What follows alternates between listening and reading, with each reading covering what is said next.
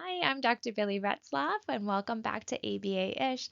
Today's video is going to be a little more ABA than ish, as we're going to be talking about replacement skills and regulation skills, which are typically terminology that we're using in a school setting. However, I do want to let you guys know I think this video could be really applicable to caregivers. So if you have a caregiver that you're supporting who it makes sense for, please recommend, share the video with them. I don't think it only has to be for educators, but these are phrases and terminology and things that happen the most in education. So, one of the questions that I've been asked a lot is, in my classroom, in my school, which should I really be focusing on teaching students? Should I be teaching them replacement skills or regulation skills? And I'm going to let you guys know that the best way approach is to teach both.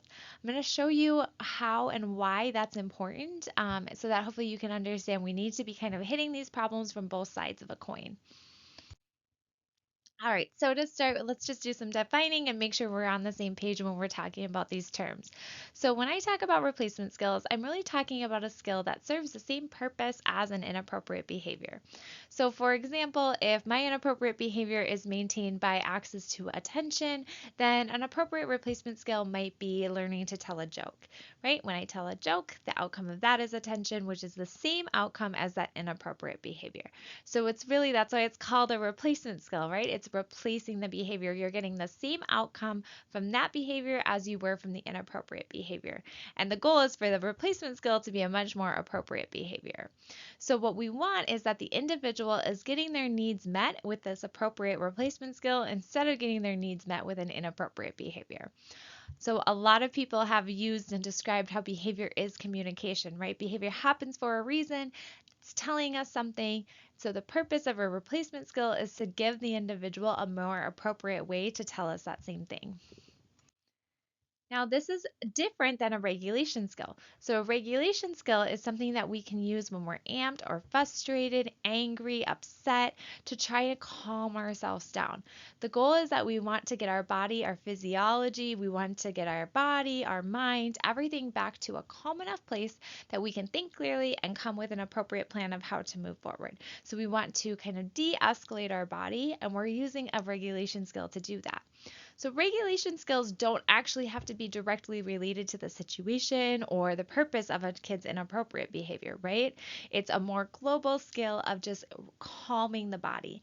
And I talk about this a lot in terms of the physiology of calming our body. So when students have a racing heart, they're feeling really incredibly amped up, that can be a very challenging situation for them. So these skills are the ones that can help bring them down back to calm, back to baseline, where they're going to be able to use other skills that they have. So, one thing that I do a lot is actually talk about these things not only with staff but also with students, explaining to them, what replacement skills are you working on? A lot of times we talk about that as self advocacy with students. What things are you learning to tell and explain to people? But we also want to know, how are you taking care of yourself? How are you calming down when you need to calm down? You can use regulation skills proactively, but in this scenario, I'm going to talk about it more as a in the moment type of skill. So, the best way I found to talk with staff and students about these skills is to go through an escalation cycle. So, here's an example of an escalation cycle I've drawn. You can find lots of different cycles like this if you look online. Lots of people have maybe different phrases that they put on the different areas or shape it differently, but this is kind of just a very general, easy one.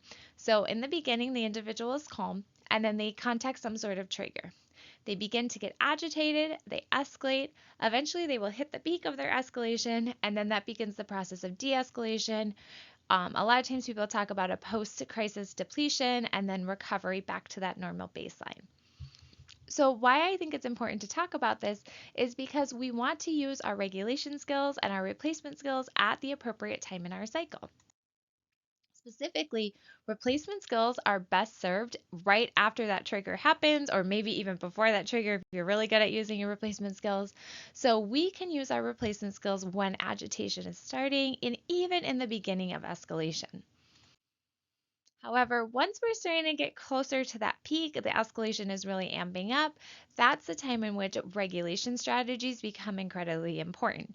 You kind of hit a point of no return at some point where it's no longer asking or telling what you need, but it's bringing yourself down so that you can get to a point of self advocating again. So at that point, it becomes really important to focus on helping students know what are my regulation strategies that I can use so I can get back to my replacement behaviors. So I'm going to give you guys just a quick example. This is one that I've made for myself. One of the activities I like to do with students is have them make their own escalation cycles and then identify their own, triggers, what their escalation looks like, and then you also have them identify those replacement skills as well as regulation strategies.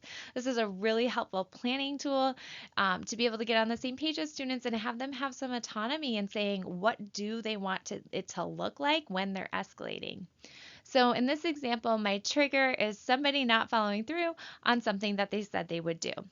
So I begin to get agitated. Usually it's, an internal monologue is what I wrote about my frustration. So I'm starting to talk to myself about how frustrating this is, and they said they were going to do that, and they're not going to do it again. Now, in my example, I have a second trigger, which is that person makes an excuse instead of owning it, right? So they've, not followed through with what they said, and now they've started to make excuses on me.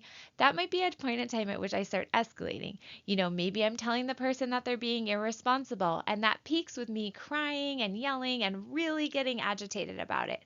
As I start to de escalate, maybe I'm not yelling anymore, but still being a little bit emotional in terms of crying or feeling down.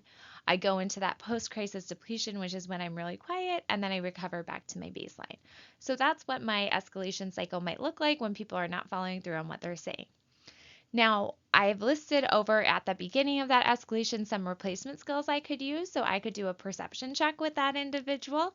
If you don't know what a perception check is, check it out. I can make a video on it some other time too. It's a really great strategy to teach kids about how to kind of engage in a conversation that's challenging when you think something negative is happening towards you. So it's a really great skill. As an adult, we should be using them.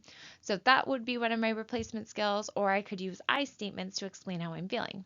So the reason that these are replacement skills is because in this scenario, the function of my behavior is to get that person to follow through the next time, right? I don't want them to behave the way they've just behaved. So I think if I make a big fit about it, then I will get what I want and the next time they will follow through. But I could achieve that with these replacement skills of having a more productive conversation and getting to the same end goal of the person following through the next time.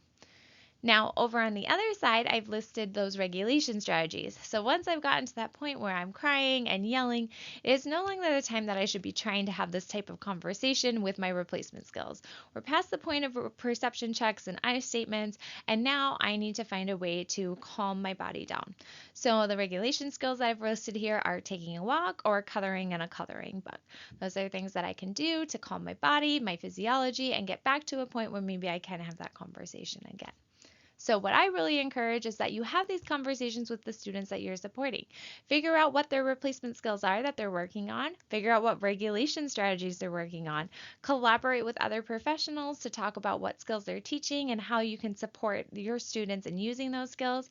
And then if they're capable, I highly recommend you have them practice drawing out their own escalation cycles so they can start to game plan how they're going to handle those situations in a more appropriate way. So if this video was helpful, please subscribe and share, talk to others about it, let your colleagues know or caregivers you support. It means the world to me when you guys go ahead and support me in that way. And if you have a question, a scenario, a comment, anything like that, please go ahead and leave it or submit it in the form that I have. Bye.